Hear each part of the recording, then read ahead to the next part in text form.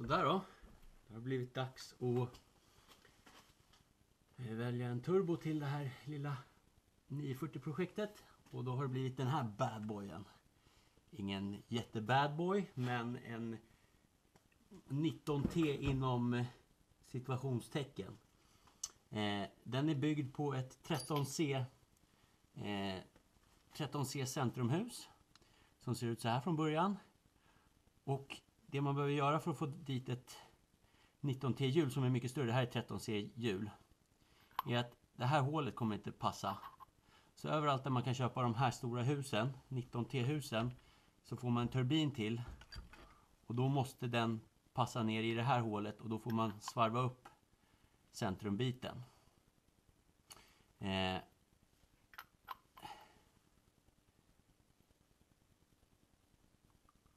Det som är bra när om man ska svarva upp de här är om det är det kantiga bakdelen, alltså inte den här som är konisk. Det vill säga att den lutar uppåt. Helst ska man ha den som är rak. Då kan du i princip gå till vilken person som helst som har en svarv och köra upp den på andra sidan. För det är väldigt lätt att montera den då. Det här blir lite jobbigare. Kanske gå till någon som är lite specialist på svarva eller något sånt där. Jag vet inte. Jag lyckades i alla fall få tag i en med en rak baksida här. Så det gick att svarva i en vanlig svarv. Enklaste möjliga sjuken. Och storleksskillnaden då ser ut så här. Ser ni att 19T är ganska mycket större. Det är ett sånt här hus uppsvarvat i princip.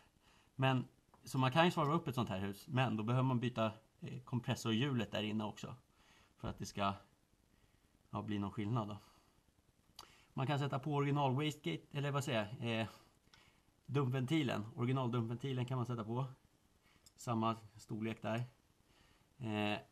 Sen har vi även uppgraderat turbinhuset till ett vinklat 7ans avgashus tror jag att det heter. Och det ser ut så här. Det är väldigt mycket större utlopp än på en original. Som ni ser här, det är rätt stor skillnad. Jag kan till och med mäta skillnaden här. Vänta, ska jag ta fram en tumstock kan vi pröva. Inte så jävla exakt, men den här är alltså 7 centimeter och kanske därför den heter 7ans avgashus. Alltså sådär. 7 centimeter versus 5,5 nästan.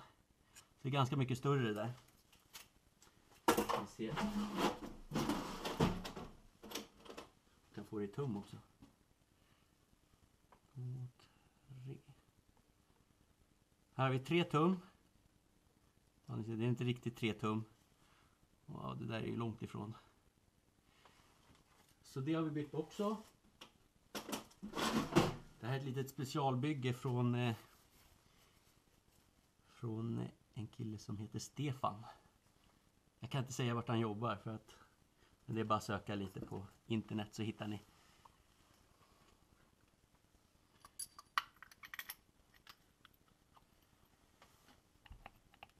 Så den här ska alltså på nu. Så vi ska testmontera, sen ska det på ett nytt avgassystem som matchar upp det här stora utblåset. Och det är det vi ska göra nu.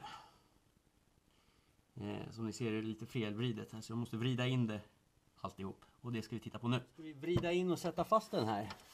Men vad upptäcker jag då? Jo, de nedre bulthålen funkar, men de här övre behöver skruvas i skruvarna upp alltså ifrån turbinhuset. För att här går det inte, men här går det. Här skulle jag kunna borra upp det, men här går det inte. Här måste skruvarna in från andra hållet. Då ska vi se om det finns någon plats här bakom. Det är jävligt tajt alltså. Kan funka. Så vi får se, men annars ska den passa rakt på här bara. Men jag får modda lite till och så får vi se om vi kan komma dit vi vill så småningom här. Jag får nog ta bort grenröret trots allt och titta om vi kan lösa det med det av istället. Jag får turbon på plats. Oj.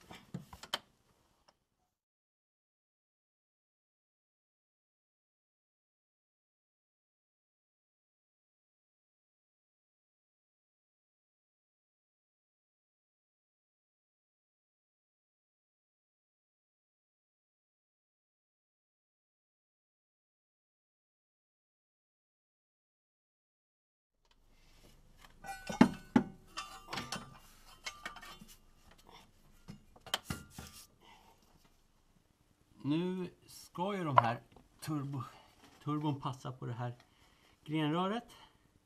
Men det gör den inte. Så vi ska se om varför det inte gör det. Som ni ser nu så får jag inte ner det, det hamnar snett. Jag misstänker att en av skruvarna här sitter lite skevt.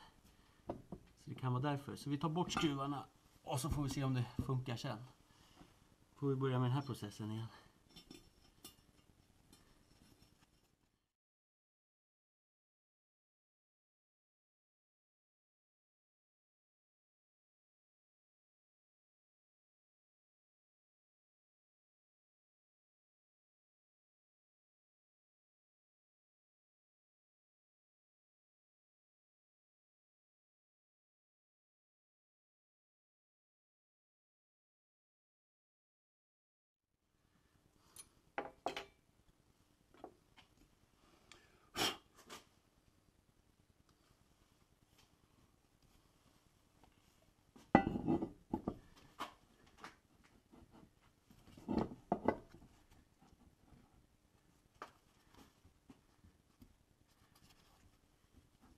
Så, det jag fick göra för att få på det här avgashuset, 7ans avgashus som det kallas, på det här originalgrenröret, det var först och främst att ta ut alla bultar och kolla vart hålen låg. För att se om jag fick vidga hålen helt enkelt på avgashuset. Jag kan visa det också. Men i alla fall, det här gick ju inte att göra någonting åt. Så här fick jag borra upp ett större hål. För att ta en gängad stång på avgashuset istället. Och jag vet inte om det syns där, men jag fick slipa av lite på baksidan. Borra upp hålet så att gängerna försvann för pinnbulten som satt där från början. Så det är väl det största modden på det här på det här grenröret. För att få det att funka.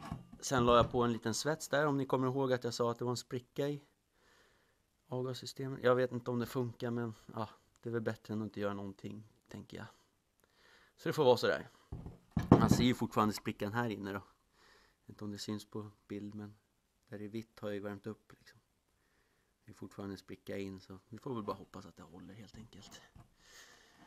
Men som sagt, så här ser typ alla grenrör ut från de här bilarna. De är förstörda på ett eller annat sätt på baksidan. Det här var ganska milt åtgånget, så det såg bra ut.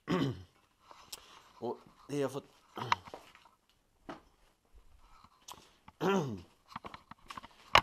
det jag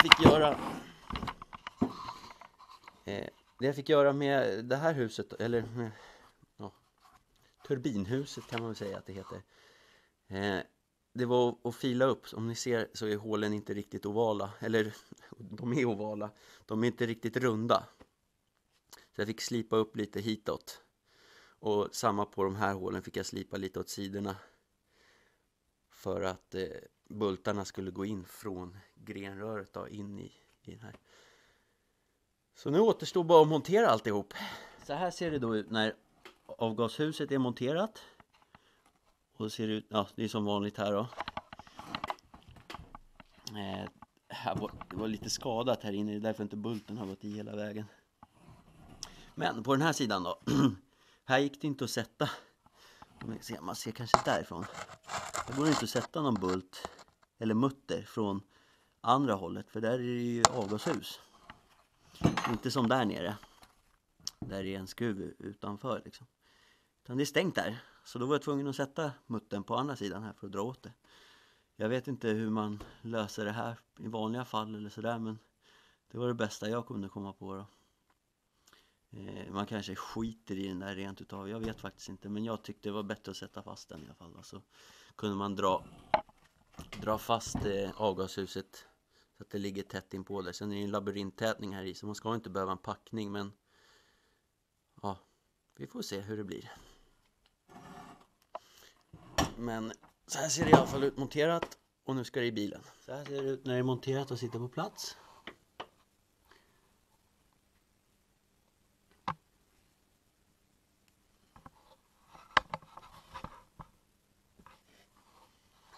Sen ska det kompressorhuset på givetvis. Jag tror det är lättare att sätta det efter faktiskt. För då är det bara vedbandsklämman här som behöver dras åt sen. Så förhoppningsvis blir det lättare. Vi prövar.